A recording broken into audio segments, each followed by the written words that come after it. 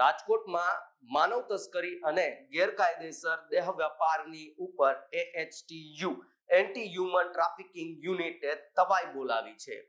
જાણો anti human trafficking યુનિટનું કામ કઈ રીતના હોય છે. એન્ટી હ્યુમન ટ્રાફિકિંગ યુનિટ દ્વારા કઈ રીતે ટ્રેપ ગોઠવાય છે, પીડિતાઓ કઈ રીતે આ દેહ વેપારમાં ધકેલાતી હોય છે, પીડિતાઓના પુનર્વસન માટે શું વ્યવસ્થાઓ કરાય છે. ફૂલછાપ ડિજિટલમાં આજે આ વિશ્લેષણમાં આપણે જાણીશું. ત્યારે આ વિશ્લેષણમાં આપણી ખાસ મદદ કરી છે AHTU ના પીઆઈ ભાર્ગવસિંહ એમ જનકાટે. ચાલો જોઈએ આપનો આજનો આ વિશેષ અહેવાલ. AHTU દ્વારા દેહ વ્યાપારની પ્રવૃત્તિ અટકાવવા હોટલો, સ્પા કે અન્ય જગ્યા પર ચાલતા કૂટણખાના પર રેડ કરવામાં આવે છે. ક્યારેક ડમી ગ્રાહક મોકલવામાં આવે છે અને ક્યારેક AHTU દ્વારા સરપ્રાઇઝ ચેકિંગ પણ કરવામાં આવે છે. પાણી આડમાં દેહ વેપારનો ધંધો ચલાવતા હોવાની બાતમી મળે એટલે ચેકિંગ માટે ડમી ગ્રાહક મોકલવામાં આવે છે.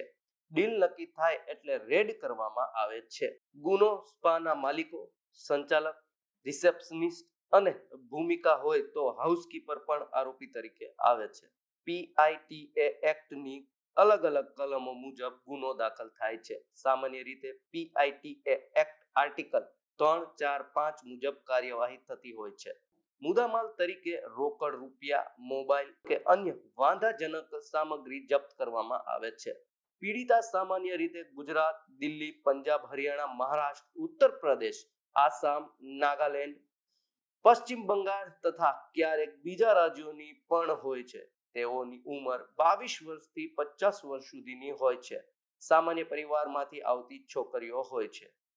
તેમને આ ધંધામાં કેવી રીતે ધકેલવામાં આવી?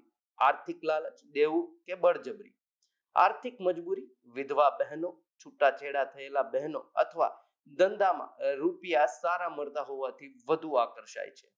રેડ પછી પીડિત મહિલાઓને ક્યાં ખસેડવામાં આવે છે? નારી સંરક્ષણ ગૃહ.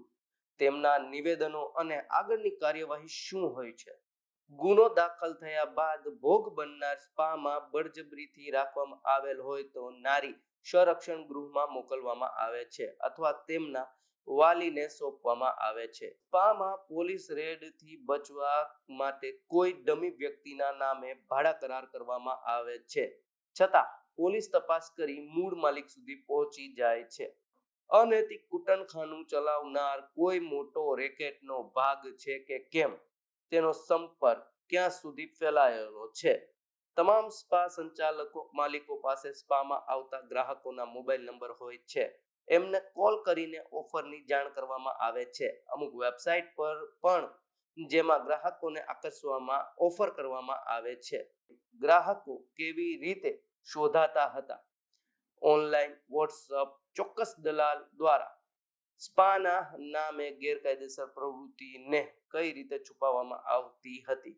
ટેલિકોલર દ્વારા કોલ કરીને, વોટ્સઅપ ગ્રુપમાં છોકરીઓના ફોટા મોકલીને, અમુક વેબસાઇટો દ્વારા. આશરે મહિનાના 1 લાખ જેટલી આવક થાય છે. અમુક મોટા સ્પામાં 2 થી 3 લાખની આવક થતી હોય છે એવું જાણકાર વર્તુળોમાંથી જાણવા મળ્યું છે. યુવા વર્ગ જે અભ્યાસ માટે શહેરમાં આવે છે તેઓ આવી પ્રવૃત્તિથી દૂર રહે અને ખોટી જગ્યાએ રૂપિયાનો વ્યય ન કરે. રૂપિયાની લાલચમાં મસાજના બહાને કોઈ છોકરીઓ દેહ વેપારના ધંધામાં ન જાય અને સન્માનજનક વ્યવસાય તરફ વળવી જોઈએ.